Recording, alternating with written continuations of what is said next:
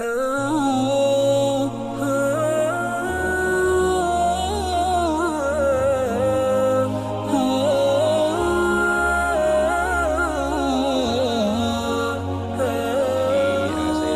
kepada Ustaz untuk meneruskan sesi kita pada pagi ini, insyaAllah. Alhamdulillah, terima kasih Cik Muhammad. Assalamualaikum warahmatullahi wabarakatuh.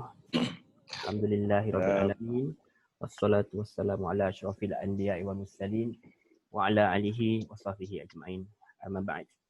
Alhamdulillah, summa alhamdulillah, dengan izin Allah kita dapat berjumpa sekali lagi. Alhamdulillah, kita melakukan ibadah kita, ibadah korban. Kita menyambut Hari Raya Adil Adha. Alhamdulillah, kita berjumpa sekali lagi dengan izin Allah SWT, kerana tidak ada daya melainkan dengan izin daripada Allah SWT dapat kita bertemu sekali lagi untuk memperbincangkan ayat-ayat yang terdapat daripada dalam Al-Quran inilah, iaitu kata-kata Allah SWT, firman-firman Allah SWT, untuk kita mentadaburnya supaya kita dapat amalkan, supaya kita dapat bahagia di dunia dan di akhirat, insya-Allah. Amin ya rabbal alamin. Baik, alhamdulillah kita dah sampai kepada surah Al-Asr, iaitu surah yang sangat pendek, antara surah yang pendek tetapi pengajaran yang sangat banyaklah, insya-Allah, yang kalau kita dapat kita gali daripada surah ini, mutiara-mutiara yang boleh kita gali daripada surah ini banyak sekali sebenarnya. Tetapi insya-Allah kita akan cuba ringkaskan, kita akan cuba ambil sepadat mungkinlah, insya-Allah, apa yang dapat kita pelajari daripada surah ini. Jadi surah Al-Asr ni surah daripada surah Makkiyah. Dia ada 3 ayat sahaja, antara surah yang terpendek dalam Quran.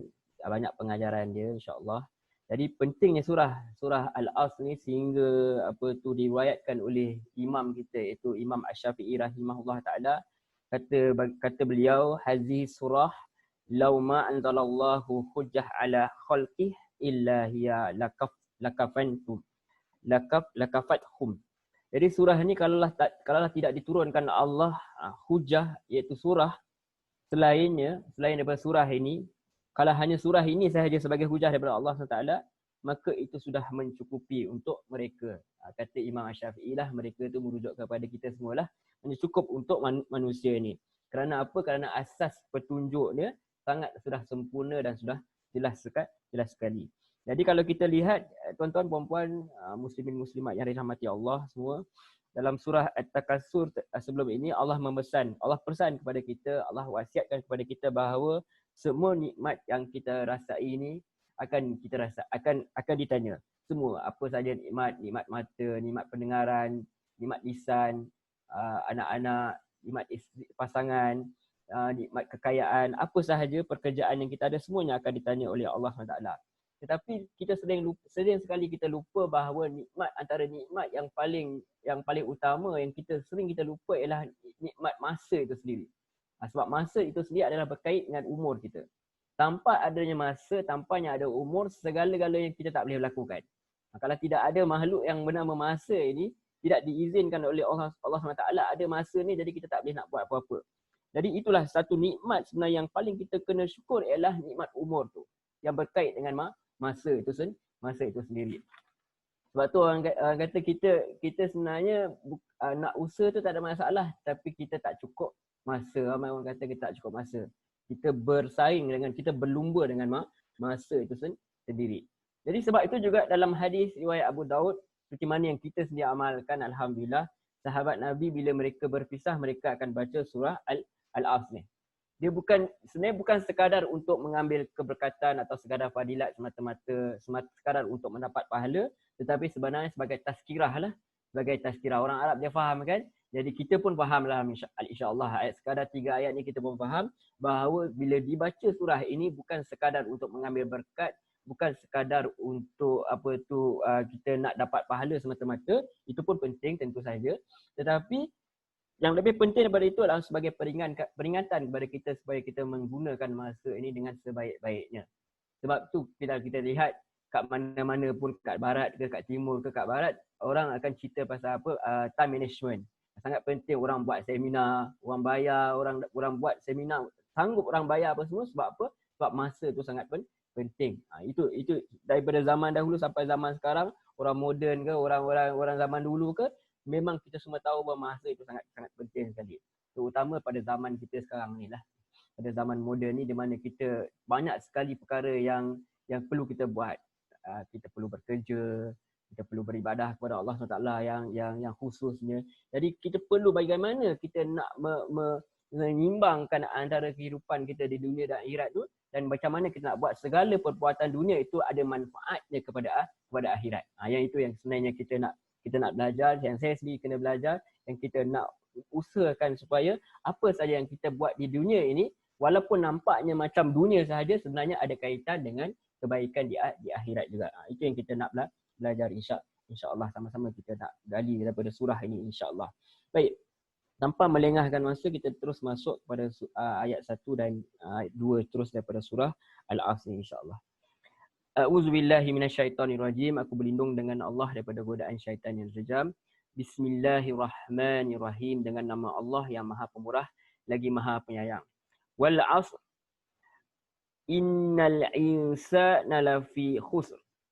Jadi Allah Subhanahu wa taala berfirman demi masa. Kita terjemahkan secara literal dulu, demi masa. Sesungguhnya manusia itu berada dalam kerugian. Jadi kalau kita lihat terjemahan, kita akan lihat perkataannya adalah demi masa.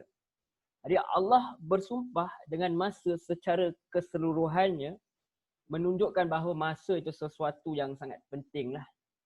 Jadi bila Allah kata wal asr, bila Nabi bacakan, semua orang kata diam. Kenapa Nabi sebut pasal masa? Terus kita dengar, semua orang dengar pada zaman Nabi dan zaman kita sekarang pun, Allah berfirman demi masa. Bila Allah bersumpah dengan satu-satu perkara, menunjukkan suatu perkara itu sangat penting atau suatu perkara itu sangat hebat lah. Jadi kita tak boleh bersumpah dengan makhluk. Sebab kita tak boleh mengagungkan makhluk terlebih daripada Allah SWT. Tetapi Allah dia boleh bersumpah dengan makhluk-makhluk dia sebab apa? Dia yang menjadikan segala-galanya. Apabila kita melihat kepada kehebatan makhluk, melambangkan kehebatan Allah Subhanahu Wa Taala itu sendiri. Jadi Allah bersumpah dengan masa secara keseluruhannya. Menunjukkan betapa masa itu sesuatu yang penting. Sesuatu yang mesti diperhatikan, mesti difikirkan, mesti diambil berat. Yang itu sebenarnya masa ni. Jadi Allah bersumpah demi masa, iaitu waktu itu sendiri, kerana di dalam masa ni terdapat banyak pelajaran sebenarnya. Kalau kita dapat perhatikan bahawa kita lihat bahawa dalam masa ni adanya perjalanan malam dan siang. Bila kita kata malam dan siang, kalau zaman kita ni kita tahu adanya pergerakan planet sebenarnya. Bila ada pergerakan planet, sebenarnya waktu ini sesuatu yang melambangkan kehebatan Allah SWT. Bagaimana Allah dapat menggerakkan suatu planet yang sangat besar itu, kalau kita fikirkan bahawa masa ini bukan sekadar begitu saja macam tu. Dia adanya terkandung dalam tu pergerakan makhluk Allah yang sangat besar. Jadi itu sangat pengajaran yang besar buat kita supaya kita berfikir bahawa inilah tanda kekuasaan Allah SWT. Dan dari situ juga kita akan dapat lihat bahawa adanya jatuh bangun, kita dapat belajar daripada sejarah, adanya jatuh bangun satu generasi itu yang dapat kita ambil pelajaran daripada dia. Jadi kita boleh belajar daripada orang-orang terdahulu, daripada sejarah ni, daripada masa ini, bagaimana kenapa mereka jatuh dan macam mana mereka berjaya, macam mana mereka bangkit daripada kegagalan mereka. Itu semuanya kita dapat pelajari daripada kita melihat, merenungkan kepada masa itu sendiri. Jadi kalau kita lihat bahawa masa itu dalam bahasa Arab dikenali dengan beberapa nama. Kalau kita kata kat sini, Allah gunakan perkataan Al-Asr. Nanti kita akan jelaskan dengan lebih lanjut apakah itu Al-Asr. Dan juga kita kenal juga dalam bahasa Arab Al-Waqt. Waktu lah. Bahasa kita sendiri kita ambil dari bahasa Arab, waktu. Dan juga dikenal juga sebagai Ad-Dahr. Ad-Dahr ni dalam surah Al-Insan ada hal ata 'alal insan hinun minad dahri lam yakun syai'an mazkura. Bukankah pernah datang kepada manusia suatu masa, suatu zaman sebenarnya, suatu abad, suatu zaman di mana pada ketika itu kita belum dikenali. Pada ketika itu belum dikenali, manusia ni belum wujud lagi. Jadi perkataan masa ni boleh dikenali dengan al-waqt, itu waktu, ad-dahr, iaitu zaman, dan juga di sini Allah gunakan perkataan al-asr. Persoalannya kenapa Allah gunakan al-asr? Kata al-asr ni kalau kita tahu dalam bahasa kita asar lah. Berkata dia adalah asar. Persoalannya kenapa Allah gunakan waktu asar sebagai lambang kepada masa itu sendiri secara keseluruhannya. Sebelum tu kita lihat apa maksud kata al-asr. Al-asar ni terambil daripada kata asara, ain sad ra, asara. Dia kalau kita dalam bahasa, dia maksudnya dia menekan sesuatu tu, dia tekan dengan kuat sehingga apa yang ada dalam isi tu terkeluar lah. Seolah-olah kalau kita ambil satu benda, contoh kalau kita ambil buah pulasan kan, kita tekan, terkeluar isi dalam tu, itu masuk asar. Dia bagi tekanan yang sangat kuat. Jadi kalau kita lihat satu angin yang tekanan yang sangat kuat sehingga dia merosakkan segala sesuatu yang di sekelilingnya, dikenal sebagai isar. Jadi awan yang dah berat juga dia Allah panggil, kita gelar sebagai orang Arab gelar sebagai al-musirat. Juga berasal dari perkataan asara. Jadi apabila kita lihat bila saya lihat dalam tafsir Misbah dalam karangan Pak Syuhaib Quraish, dia kata waktu asar ni, kalau kita lihat mungkin kalimah ni digunakan sebab ketika asar tu manusia sejak pagi telah pun memerah keringat dia, memerah tenaga dia dengan harapan mendapatkan hasil. Kalau kita lihat waktu kalau kita duduk pagi, kadang-kadang kita duduk relax ke apa semua, tapi dekat-dekat lepas Zuhur tu, asar tu nak cepat-cepat nak balik, kena siapkan kerja dengan secepat-cepatnya lah. Lepas tu nak ambil anak pula, nak ambil anak daripada sekolah, daripada pengasuh apa semua.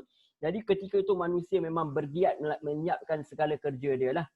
Pada zaman dulu pun macam tu jugalah. Kalau nak mengembala kambing pun sampai dekat-dekat nak maghrib tu dah kena bawa balik dah. Maksudnya waktu asar tu waktu memang orang sangat sibuk.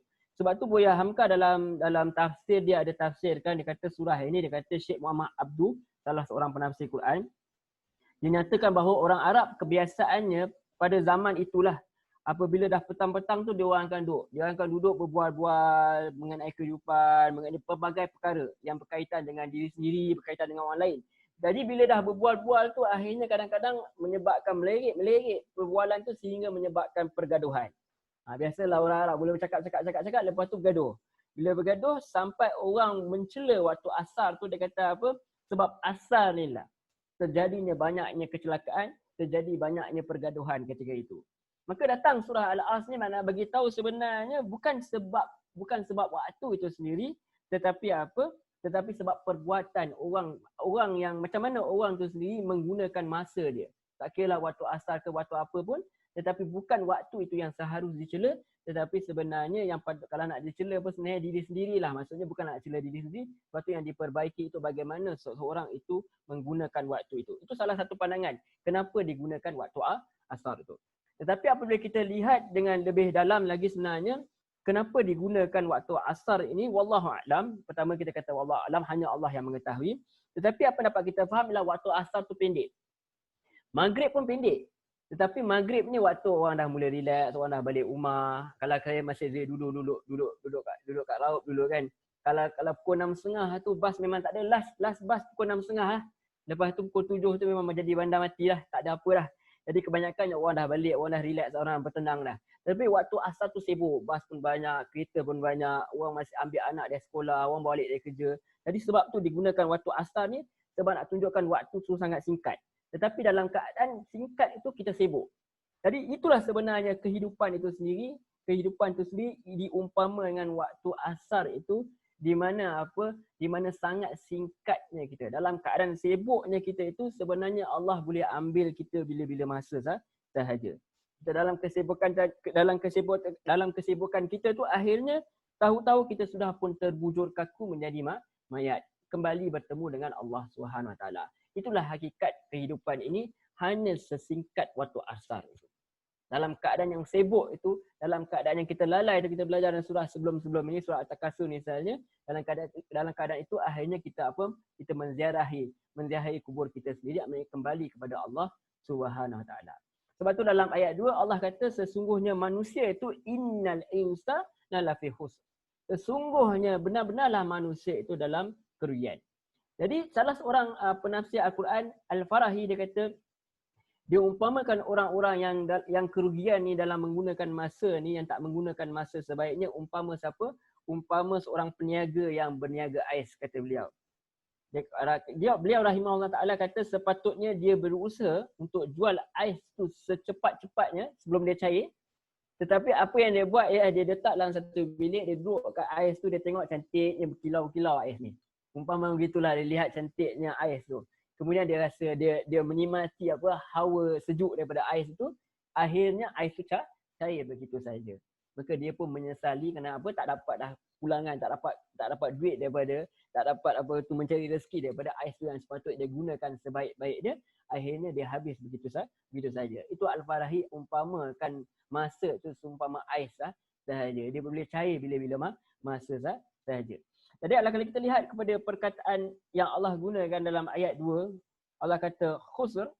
Khusr banyaknya maksudnya banyak yang kita boleh dapat daripada maksud dia, antaranya adalah rugi, sesat, celaka, lemah, tipu daya dan apa sahaja dan sebagainya yang menjurus kepada maksud yang negatif.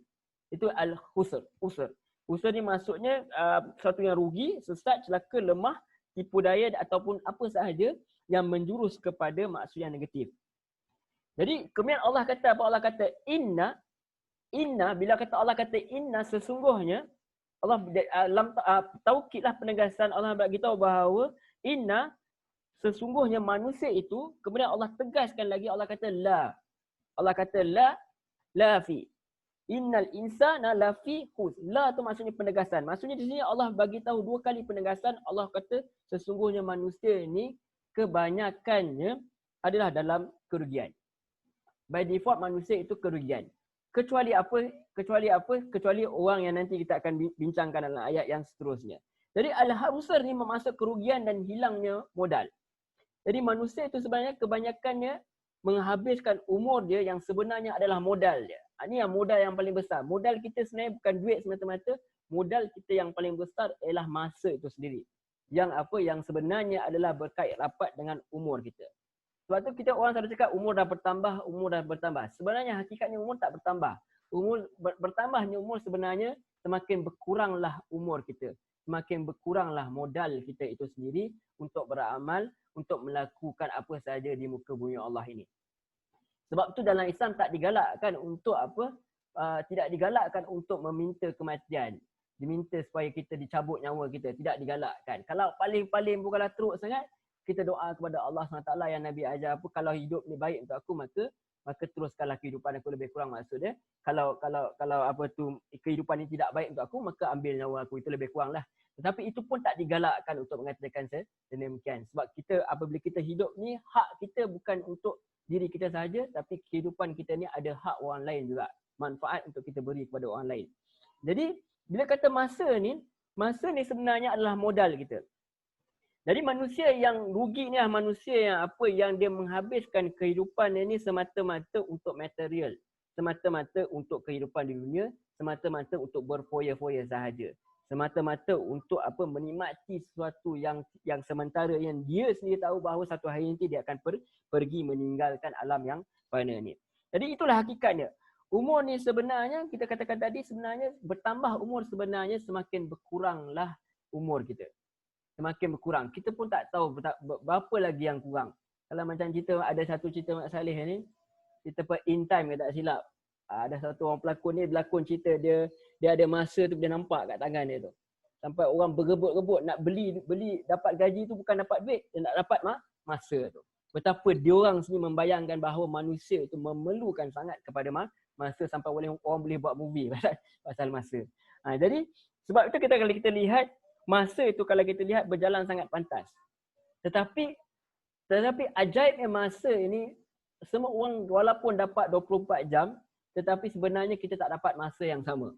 Kalau kita lihat betul-betul lah, ada orang cukup sejam dia boleh buat macam-macam. Ada orang dia tak boleh dalam sejam, dia tak boleh buat apa-apa pun. Dan kalau kita lihat pun para ulama, contoh Imam Nawawi, dia hidup lebih kurang 40 tahun, lebih macam tu je umur dia. Kalau kita lihat Imam Al-Ghazali rahimahullah ta'ala, dia hidup lebih kurang dalam lingkungan 50 tahun. Macam tu sahaja umur dia. Tapi kalau kita lihat kitab dia banyak. Banyak sekali yang dia boleh buat. Banyak manfaat yang dia tinggalkan kepada kita. Jadi itu kalau kita lihat keberkatan. Sebenarnya kita minta ke Allah SWT keberkatan kepada umur itu sendiri. Walaupun kita diberi masa yang sama, tetapi hakikatnya orang lain kita semua dapat masa yang, cara kita menguruskan masa itu menunjukkan kita betapa ada orang cukup 1 jam dia buat macam-macam, ada orang tak cukup. Sebab tu sampai ada orang tulis buku 25 jam pun. Ada orang dia ada buku sampai 25 jam. Dia boleh gunakan 25 jam dalam masa sehari dia. Menunjukkan masa itu sangat berbeza kepada setiap orang, walaupun hakikat dan fizikal dia sama saja. Jadi sebab tu ada ulama seperti Ibnu Qayyim rahimahullah taala, dia kata dalam Al-Fawaid, dia kata membazir waktu itu, mempersia-siakan waktu itu sebenarnya lebih teruk daripada kematian. Berkata beliau, mempersiakan waktu itu memutuskan daripada mengingati Allah dan negeri akhirat, sedang kematian hanya memutuskanmu daripada dunia dan penghuninya. Jadi menunjukkan bahawa masa ni sesuatu yang sangat-sangat penting yang semua orang memerlukan. Sebab tu ada pepatah Arab dia kata masa itu ibarat pedang. Jika kamu tak mencantasnya, dia akan mencantas kamu. Maksudnya cepat sekali masa ini. Sebab masa ni kadang-kadang melalaikan kita. Jadi keseluruhannya, kebanyakannya manusia ini akan berada dalam kerugian kecuali apa Allah letakkan antaranya orang yang siapa yang akan mendapat kebaikan ni. Allah kata hanya orang yang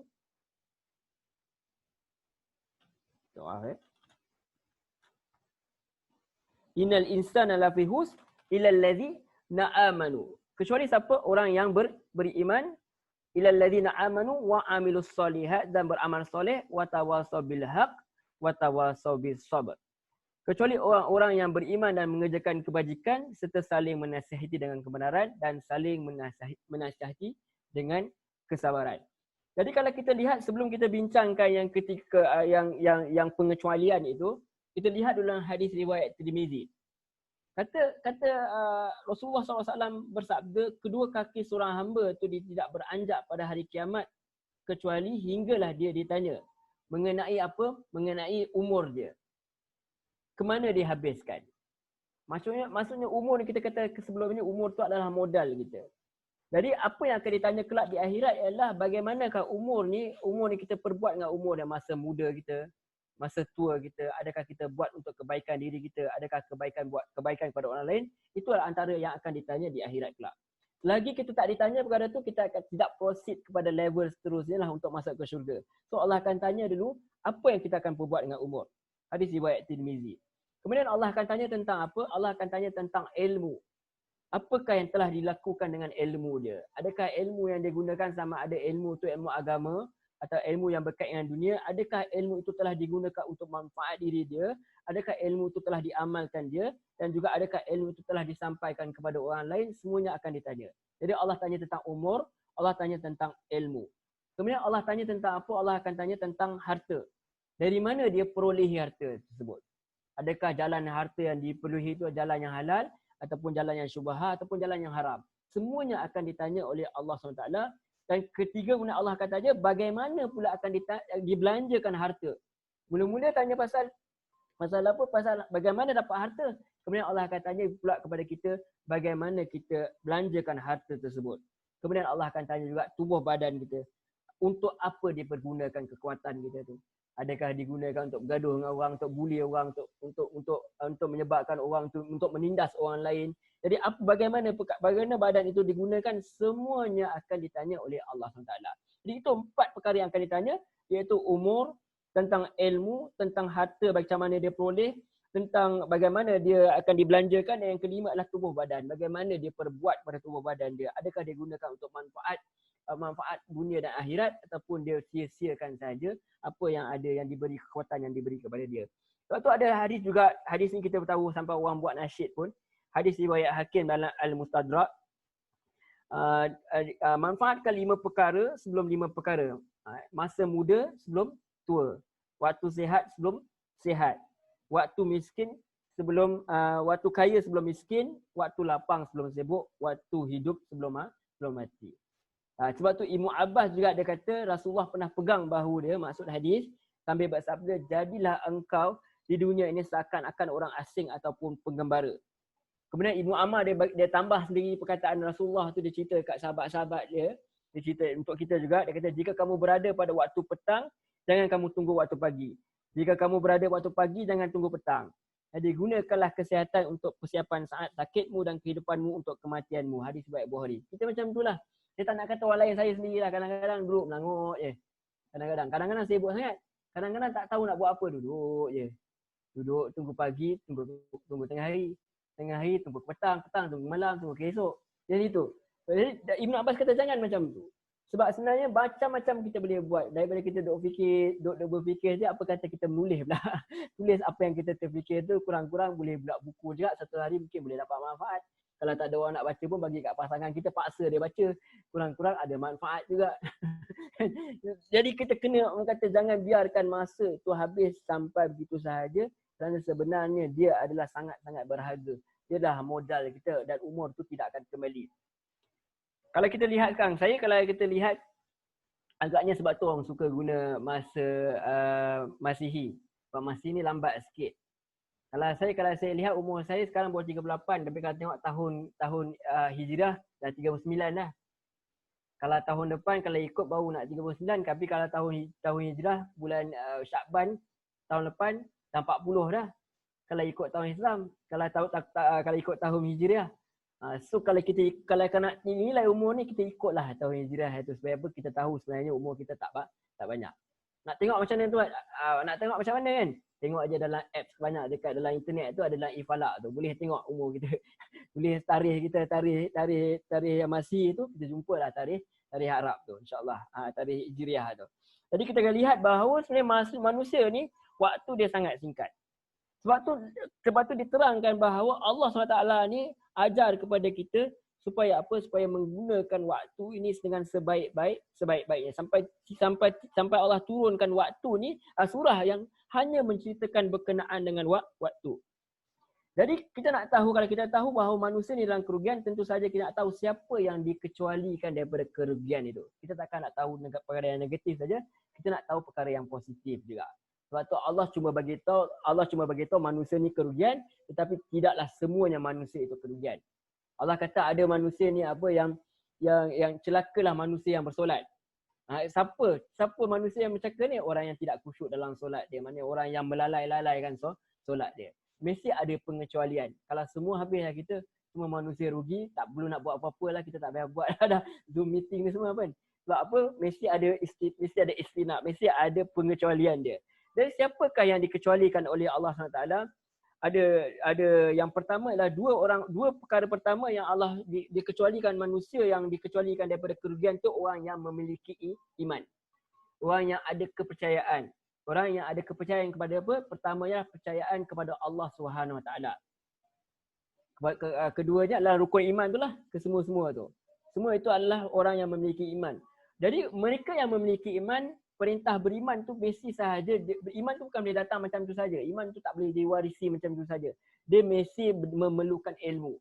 Jadi apabila memerlukan ilmu, maksudnya Allah nak ajar kepada kita supaya sibukkan diri kita dengan ilmu yang mendatangkan keimanan itu sendiri. Tentu sahaja yang paling utama ialah, kalau kita tak cukup masa, dan yang paling utama ialah Al-Quran dengan hadis Nabi SAW. Itulah yang paling penting, paling utama. Dan kita sibukkan dengan ilmu-ilmu yang lain, yang lain sahaja. Yang paling utama ialah kita belajar Al-Quran, kita belajar hadis Nabi SAW. Kita kata, banyak sangat nak belajar ni, tak tahu apa nak belajar. Kalau kita tak tahu nak belajar banyak sangat, jangan risau. Belajar yang fokus yang utama ialah Al-Quran, fokus pertama, kedua ialah hadis Nabi SAW. Itu dua perkara yang paling utama untuk kita sibukkan diri kita. Al-Quran, hadis. Al-Quran, hadis. Jadi kita lihat sekarang pun, alhamdulillah, kita belajar Al-Quran, kita belajar hadis. Kita terjemahkan sedikit, kita bawa sedikit-sedikit hadis. Mudah-mudahan ada manfaat lah, mudah-mudahan Allah terima sebagai amal ibadah kita yang membawa kepada syurga kelak, insya-Allah. Amin ya rabbal alamin.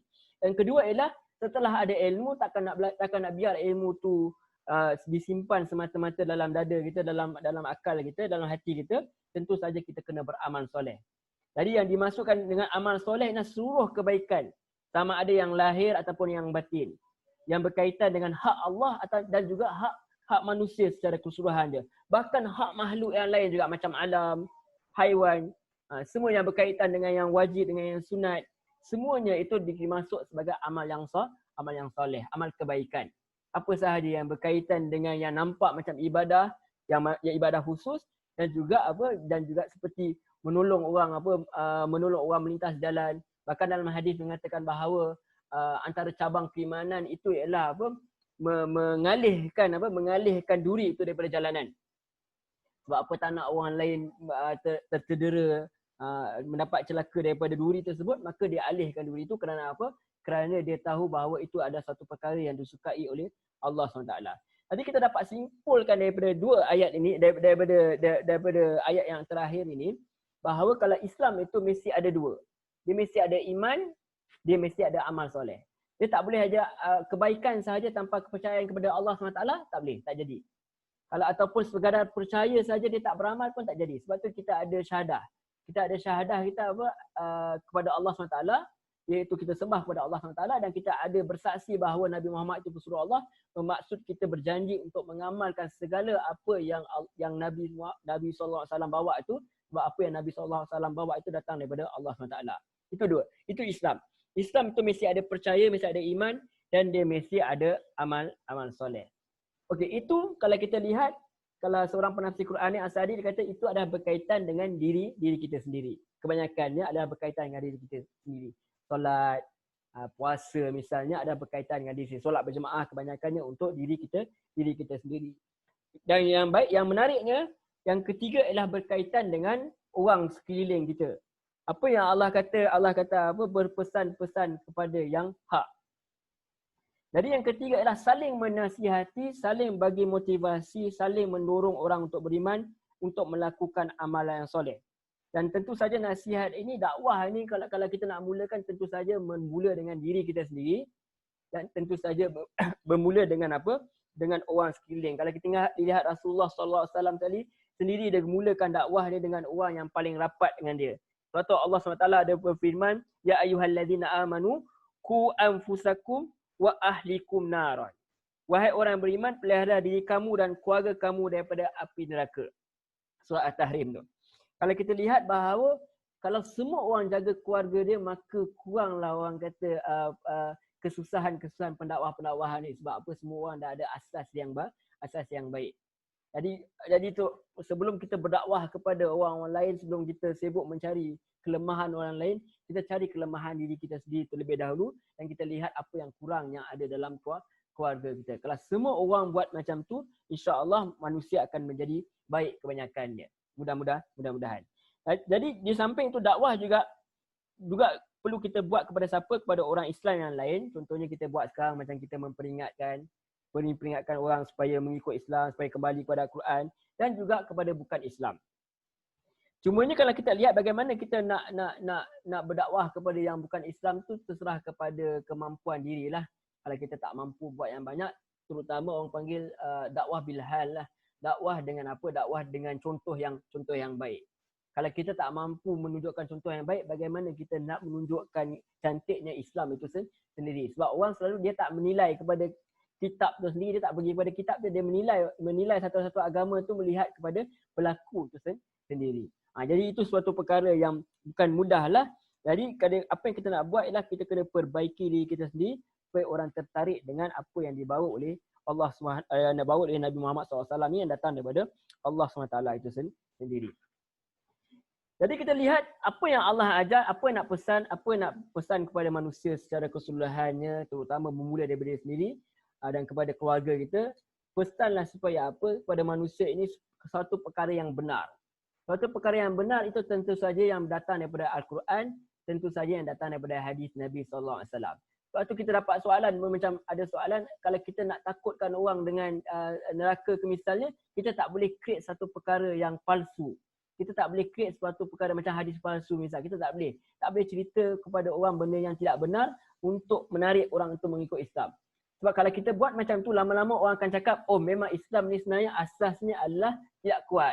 Asasnya adalah suatu perkara yang palsu. Bayangkan nanti orang akan kata, oh mungkin Quran pun tak betul, mungkin Quran pun palsu. Kalau kita biasakan dengan suatu perkara yang palsu, maka akhirnya orang akan buat kesimpulan bahawa agama ini tak cukup lengkap sehingga dia memerlukan kepada perkara yang tidak benar. Sebab tu Allah kata nak pesan kepada perkara yang benar. Perkara yang datangnya daripada Allah, yang datangnya daripada Rasul dia. Dan pastinya berpesan kepada perkara yang benar itu kemudiannya kita kena pesan kepada manusia supaya sabarlah. Sabar daripada melakukan maksiat, sabar dalam mengerjakan amal soleh, dan sabar dalam menghadapi musibah. Itu antara 3 kesabaran yang utama yang kita kena ingatkan kepada manusia supaya apa? Supaya sabar dalam menghadapi dalam mengikut perintah Allah SWT, sabar dalam kita mengelakkan diri kita daripada maksiat, daripada jatuh kepada lembah maksiat, dan juga sabar dalam menghadapi musibah. Dan sudah tentu sahaja, sabar itu bukan saja untuk kita nak bagi tahu kepada orang lain, sabar itu perlu kita bagi tahu kepada diri kita juga. Sebab nak bagi tahu orang buat kebaikan ni bukan suatu perkara yang mudah. Nabi Musa sendiri apabila sampaikan kepada Firaun tentang Allah SWT ni, antara perkara pertama yang Firaun katakan ialah kamu sendiri pernah bunuh orang. Yang itu dia sebut. Jadi bila kita nak menyampaikan kebaikan ni, orang kadang-kadang orang tak suka, orang akan cari apa saja silap kita, orang akan viral. Yang kecil-kecil tu orang akan viral. Itu bukan perkara yang mudah dan kita kena sabar. Sebab apa kita buat bukan kerana manusia, kita buat kerana Allah SWT. Kita lihat pada para nabi pun mereka dicela. Nabi Nuh sendiri dia berdakwah selama berapa tahun? 950 tahun. Baru lepas tu lah dia ngadu ke Allah SWT. Dia kata kaum dia tak ikut dia. Kita cukup sebulan, cukup lah ngadu lah. Tak perlu lama-lama. Ni 950 tahun baru nak bagi tahu ke Allah SWT. Itu hebatnya para rasul ni. Lihat pada Rasulullah. Dia kat Mekah sendiri, kurang orang terima dia, orang besar-besar, pembesar-pembesar ramai yang tak terima dia. Dia pergi Taif pula, kena baling batu pula. Tapi dia kena ada kesabaran.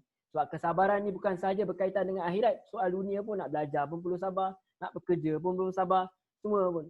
Nak dengan ceramah sendiri pun kena sabar. Sebab apa nak tunggu dia bila dia nak habis bercakap ni, tak habis-habis bercakap ni. Dah 7.40 ni tak habis lagi.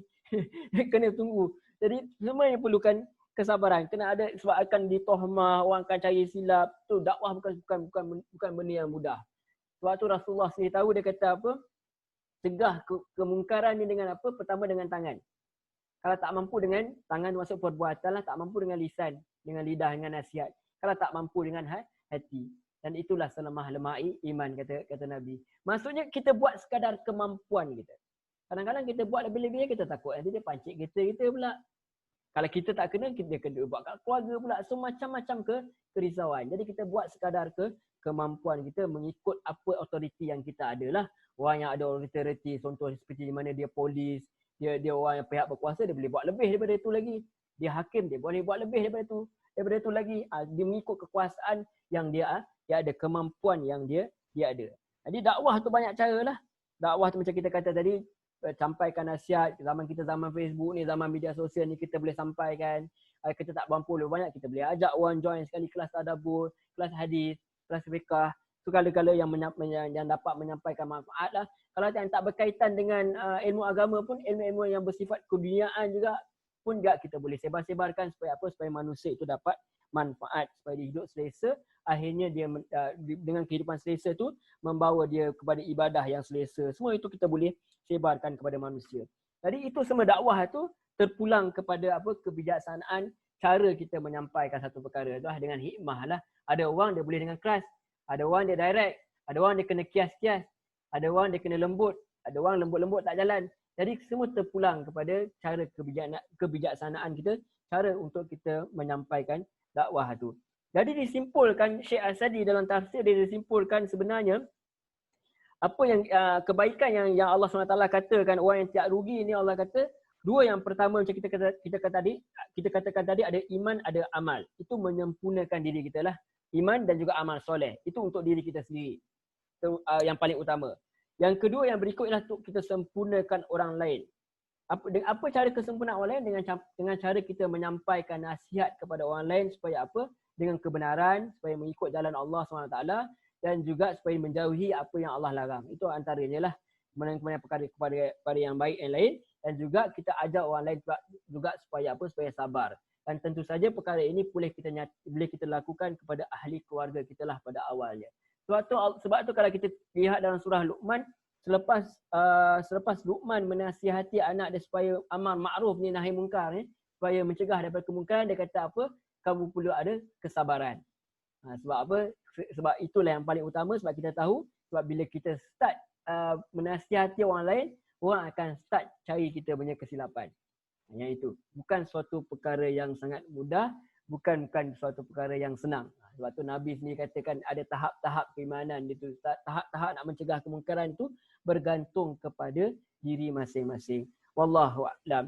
Jadi kalau kita lihat sebenarnya disimpulkan surah Al-Asr ni sangat ringkas. Allah nak bagi tahu kepada kita bagaimana kita menggunakan masa gitu, dan kebanyakan manusia itu hanya menggunakan kehidupannya untuk material dan dunia semata-mata. Tetapi dan kebanyakan mereka ini diisytiharkan sebagai orang yang rugilah, kecuali orang itu orang yang ada keimanan kepada Allah SWT, orang yang mengikut jalan Quran, orang yang mengikut hadis Nabi SAW, orang yang mengikut imam-imam yang muktabar, orang-orang yang mengikut ajaran yang benar-benar datang daripada Allah SWT. Itulah orang yang orang yang tidak mendapat kerugian kelak di akhirat, orang yang beruntunglah, kita katakan gitu. Dan juga apa? Dan juga orang yang bukan sekadar dia berilmu tapi dia mengamalkan ilmu dia. Dan juga bukan dia sekadar beramal kepada diri dia tetapi dia membawa manfaat kepada orang lain. Islam ni dia tak boleh. Dia tak cukup dengan diri kita sendiri saja. Duduk seorang-seorang kat rumah, duduk seorang-seorang petapa seorang-seorang. Dalam Islam dia tak ada macam tu. Dia adalah kaedahnya, ada masa tahajud kita seorang-seorang, ada masa. Tetapi ada masa juga kita kena membawa diri kepada masyarakat. Jadi apabila kita ada ilmu, sebenarnya bebanan kita, tanggungjawab kita semakin beratlah, untuk bukan sekadar untuk diri kita dan juga kita sampaikan kepada orang lain. Kalau tak mampu, sekadar kita letak je, hantar mesej WhatsApp kepada orang, ada kelas dah hari ni, itu pun dah cukup dah, insya-Allah mendapat pahala daripada Allah Subhanahu Wa Taala. Wallahu a'lam. Terima kasih.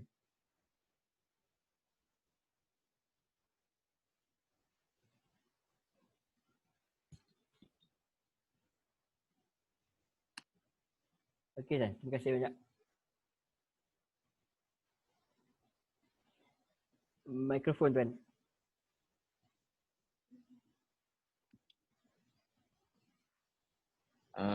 Kita buka pada sesi soal jawab lah kalau ada siapa yang nak ingin bertanya. Walaupun surah ni surah ringkas tapi Ustaz dah bertadabbur lebih daripada 40 minit, maknanya banyaklah pengajaran ataupun perkara yang kita dapat manfaat bersama. Jadi siapa ada soalan boleh tanya kepada Ustaz ataupun hantar pada chat kita.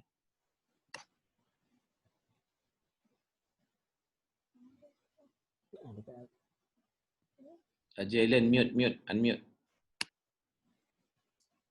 Saya tak bercakap. Ustaz, sementara menunggu orang lain bertanya ni, bila saya tengok wal asri ni kan, tadi kata ilal ladzina amanu wa amilus solihat wa tawassaw bil haqq wa tawassaw bis sabr. Maknanya kita tak boleh nak mengatakan dia package kan. Dia Ustaz kata yang pertama tu ialah pasal berkaitan dengan diri sendiri, dan lepas tu berkaitan dengan mungkin orang lain juga sebab dia watawasau. Jadi dia kira macam package lah kan. Kalau kita tak boleh fikir pasal diri kita je kan.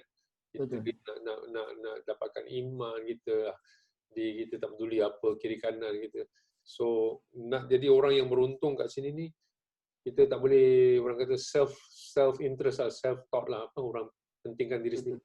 Betul. Adakah ayat tu macam tu juga kata maksudnya tu? Ya. Maksudnya memang kita kena bawa diri kita kepada masyarakat lah. Kita tak boleh duduk seorang-seorang. Apabila kita belajar ilmu, sebanyak mana pun ilmu itu bukan untuk diri kita sendiri. Lepas tu ada orang, kita tahu dia ada maklumat yang cukup banyak tentang agama, tapi akhirnya dia memutuskan untuk berkhidmat kepada masyarakat. Kita lihat macam, apa guna dia belajar ilmu sebelum ni? Sepatutnya dia gunakan untuk mengajar.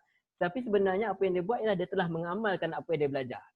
Iaitu apa? Untuk berkhidmat kepada masyarakat itu sendiri. Jadi kita lihat sebenarnya ilmu ni bukan sekadar untuk kita nak bagi tahu yang ini. Tetapi yang lebih daripada itu ialah kita mengamalkan apa yang kita dapat daripada ilmu tu. Sebab tu kalau kita lihat para sahabat, tidak keterlaluan kalau saya katakan para ulama pada zaman kita ni mungkin berpengetahuan lebih pun daripada diorang pun, setengah daripada mereka. Ada yang baru masuk Islam, tengah dapat seruan daripada Nabi supaya pergi perang, dia pergi perang. Dia telah beramal dengan ilmu dia. Bukan soal berapa banyak yang kita dapat, tetapi sebenarnya apa yang kita amalkan dengan apa yang kita dapat. Memang kena bawa diri kita kepada masyarakat. Apabila kita dah belajar ilmu, dia memang ada sesuatu bebanan yang lain, ialah kena bawa diri kita kepada masyarakat, ataupun sekurang-kurangnya, yang dah bukan sekurang-kurangnya, memang paling utama ialah keluarga kita lah. Yang paling rapat, yang boleh kita marah, yang boleh kita tegur, tentulah keluarga kan. Jadi itulah sebenarnya anak-anak kita, pasangan kita, sampai ada suami atau isteri. Yang itu yang paling utama. Dia tak boleh bawa diri kita seorang-seorang. Sebab tu kadang-kadang kita pergi ke masjid seorang-seorang je. Tapi pasangan kita tak pergi, kadang-kadang anak-anak kita tak bawa juga. Yang itu. Bukanlah mesej sentiasa bawa, tetapi kadang-kadang ada masa kita bawa jugalah keluarga kita. Sebab apa? biar manfaat tu bukan dapat pada diri kita sendiri sahaja, tapi manfaat tu dibawa kepada orang lain. Itu Islam. Islam dia tidak ada istilah duduk seorang-seorang sunat. Nabi sebelum datangnya Al-Quran itu, dia Islam lama dah, memang Nabi Islam pun. Tetapi sebelum datang Al-Quran, Nabi banyak pun. Nabi banyak duduk kat gua Hira kan, gua. Tapi selepas tu tak ada riwayat pun Nabi pernah duduk dah. Habis dah. Tak ada dah zaman Nabi duduk seorang-seorang tu, tak ada dah. Sebab Nabi terus bawa diri kepada masyarakat. The minute dia dapat dia wahyu, tak ada dah duduk kat gua Hira dah. Tak ada riwayat dah. Dia pergi ke sana duduk seorang-seorang. Jadi itu. Itulah yang kata ya ayyuhal mudassir kum fa'anzir. Wahai orang yang berselimut, maka bangunlah bagi peringatan. Allah. Terima kasih Ustaz.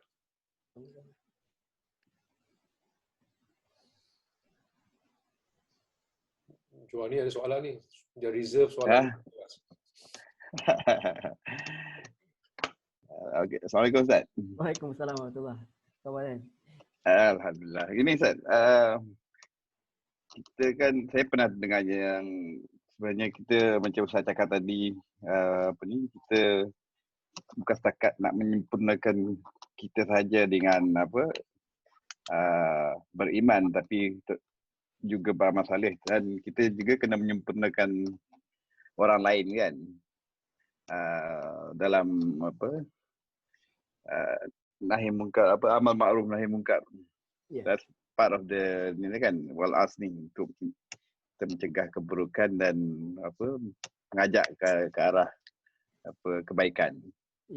Saya pernah terdengar macam ada ustaz pernah ustaz sebelum ni lah pernah bercakap yang rukun Islam ni sebenarnya amal ma'ruf nahi mungkar ni adalah kalau kita percaya 5 rukun Islam kan, sebenarnya ada lagi sebalik itu yang asam percaya adalah rukun Islam jugalah, termasuklah di amal ma'ruf nahi mungkar ni. And partly because ayat ni lah yang diturunkan wal asr. Apa pandangan Ustaz lah? Macam mana tu tak dapat faham. Kalau orang Islam kan kita berpuasa, menunaikan solat, itu part of kita punya rukun kan. Tapi ini yang mengajak manusia ke arah kebaikan dan melarang ke arah keburukan. Itu adalah satu cabang rukun Islam juga. Betul. Cumanya rukun Islam yang dikatakan ini adalah rukun Islam yang kita dapat ni berkait ibadat yang khusus lah. Khusus yang awal tu, yang berkait dengan diri kita sendiri. Ini pun disusunkan berdasarkan pada hadis juga lah. Tetapi kalau kita lihat kepada dalam-dalam tu, adanya kaitan dengan manusia lah secara keseluruhan dia. Contohnya macam kita berzakat tu adanya keperluan manusia yang lain. Cumanya tidak diberitahu tentang berdakwah tu. Yang tu tak dimasukkan dalam rukun yang utama. Sebab yang melayakkan kita masuk ke syurga tu pada 5 tu lah. Yang puasa, solat, zakat tu. Tapi kalau ada orang tak sempat nak buat dakwah, dia tak termasuk dalam perkara yang melarang kita masuk ke syurga tu. Tetapi dia ada tanggungjawab yang sangat besar lah. Tapi dia tak masuk dalam rukun. Ulama tak letak sekali. Sebab dia berdasarkan hadis lah. Tetapi sebenarnya kalau ikutkan, Islam yang paling utama itulah berdakwah tu juga. Tetapi mustahil, kenapa diletakkan rukun Islam macam tu? Mustahil untuk kita memesan kepada orang lain kalau kita sendiri tak buat. Jadi rukun Islam tu nak ajar kepada kita supaya kita buat ke-5 tu dulu baru kita cerita kepada orang lain. Atau kalau kita sendiri tak buat, of course lah haji itu mampu, mana mungkin untuk kita sampaikan kepada orang lain. Sebab tu tak letak sekali dalam rukun tu, sebab nak bagi tahu kita yang kena buat dulu lah. Setiap orang kena pegang pada ke-5 tu, barulah kita boleh sampaikan kepada orang lain. Kalau tidak nanti kalau masuk sekali dalam rukun, barang jadi kita duk sibuk nak membetulkan orang lain je lah. Kita duk sibuk nak membetulkan orang lain, tetapi kita tak sibuk nak buat pada diri sendiri. So rukun Islam tu adalah untuk apa? Untuk mengingatkan diri kita sendiri. Itu yang paling penting. Sebab selain daripada kita berpesan-pesan kepada orang lain, yang paling penting adalah diri kita sendiri tu perlu diberbetulkan, barulah kita ke orang lain. Tapi andainya kalau letak sekali dengan berpesan kepada orang lain tu, confirmnya kita ambil yang berpesan kepada orang lain. Kita tak ada buat yang 5 tu. Jadi rukun Islam telah membentuk untuk diri kita asalnya. akhirnya setelah kita membentukkan diri kita, barulah diceritakan pada bentuk online. Sebab tu tak dimasukkan sekali. Wallahu a'lam barangkali. Okay, terima kasih Ustaz. Ya. Yalah, sebab betul dia, kita ada 5 tu je kan. Sebab asasnya adalah pada diri kita sendiri dulu. Tapi kemudian apabila kita telah pun tahu, kita pergi kepada rukun iman pula, kena percaya kepada Allah, kepada kitab, yang masa tu kita lebih dalam. Sebab tu asal-asalnya Nabi itu tidak terus pergi suruh berdakwah. Nabi suruh apa? Membaca. Maksudnya apa? Dia sendiri perlu ada knowledge. Kemudian dia ada knowledge, baru dia pergi kepada orang lain. Wallahu a'lam, itu pandangan andaian saya. Allah hanya Allah SWT saja yang mengetahui. Okay, terima kasih Ustaz. Itu saja. Okey, terima kasih semua. Ada lagi 1-2 minit lagi. InsyaAllah. Kita dah masuk ke surah 103, jadi kita harap kita diberi kekuatan, masa, umur dan iman untuk kita komplit sehingga surah ke 114.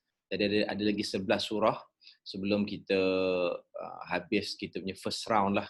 Surah banyak lagi, tapi dia bermula program kita ni, kita ada lagi 11 surah untuk kita habiskan sehingga surah yang 114 lah, surah An-Nas kan. Jadi ada apa-apa lagi soalan, boleh seminit 2 lagi insyaAllah.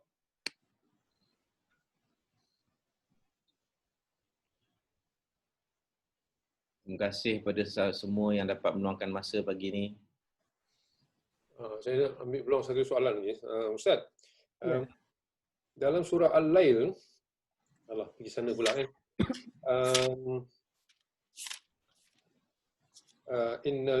Inna sa'yakum la syatta. Surah berapa tu kan? Al-Lail, surah berapa ni? Muka 595. Dekat kan? Okey. Soal lain dia. Ya. Ayat 4 kan, sesungguhnya amal usaha kamu adalah berbagai-bagai keadaan. Dia ada kena mengena dengan masa juga kan, sebab Allah adakah maksudnya macam menyibukkan kita ni memang sibuk dengan usaha berbagai-bagai. Yalah, maksudnya yang ni Allah nak bagi tahu manusia ni dia banyak perkara yang dia lakukan dalam dunia ni. Banyak sekali lah. Jadi ada kaitan dengan masa, tapi tak directly lah. Tapi kehidupan tu nak melakukan amal tu ada masa kan. Tetapi Allah nak bagi tahu kat sini bahawa manusia tu memang usaha dia macam-macam, pelbagai sekali. Pelbagai. Ada dengan kerja dia, ada dengan kesibukan harta dia, ada yang sibuk mencari ilmu. Yang tu. Betul lah. Okey. Tetapi Allah bagi tahu last sekali, siapa yang dapat bagi manfaat, siapa yang memberikan. Itu Allah kata. Siapa memberikan.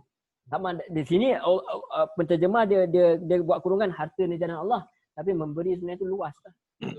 Memberi apa, ilmu, memberi manfaat, banyak perkara lagi. Ada orang dia bersihkan masjid, dia bersihkan sekolah, dia jadi tukang kebun. Kalau tak ada orang nak buat, tak ada orang nak angkat sampah, masalah juga kita. Jadi itu semua manfaat kepada Allah SWT. Kita lihat remeh. Kata-kata kenapa tak belajar pandai-pandai semua. Kalau semua pandai-pandai pun masalah juga sebenarnya. Jadi kita kata macam tu kan. Walaupun kita tak naklah cakap macam tu. Tetapi kalau kita berfikir dengan lebih dalam, orang kata ni burak-burak kosong lah orang kata kan.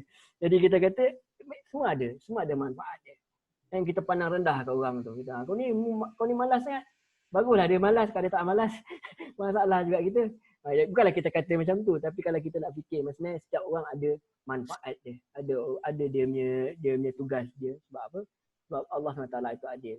Yang lebih penting ialah dalam apa saja kita buat, kita kena buat kerana Allah SWT, dan kita tahu apa saja yang kita buat ada pahala lah, ada kebaikan dia. InsyaAllah. Terima kasih Ustaz. Ya, sama-sama. Okey, terima kasih semua. Saya rasa kita dah sampai ke penghujungnya. Jadi terima kasih sekali lagi pada Ustaz, dan kita berharap kita doakan semua dalam grup ni dan juga ahli jemaah kita semua diberi perlindungan daripada Allah SWT daripada wabak ataupun COVID-19 yang sedang melanda sekarang lah, insyaAllah. Jadi kita semua jaga diri kita masing-masing, dan kita harap kita dapat bertemu lagi pada sesi yang akan datang. Terima kasih sekali lagi ucapkan pada Ustaz, dan didoakan Ustaz terus istiqamah dalam melakukan pengajian Ustaz di peringkat master lah, insyaAllah. Jadi itu saja, terima kasih semua. Wabillahi taufiq wal hidayah. Assalamualaikum warahmatullahi wabarakatuh. Kita tambahkan dengan surah Al-Asr dan tasbih.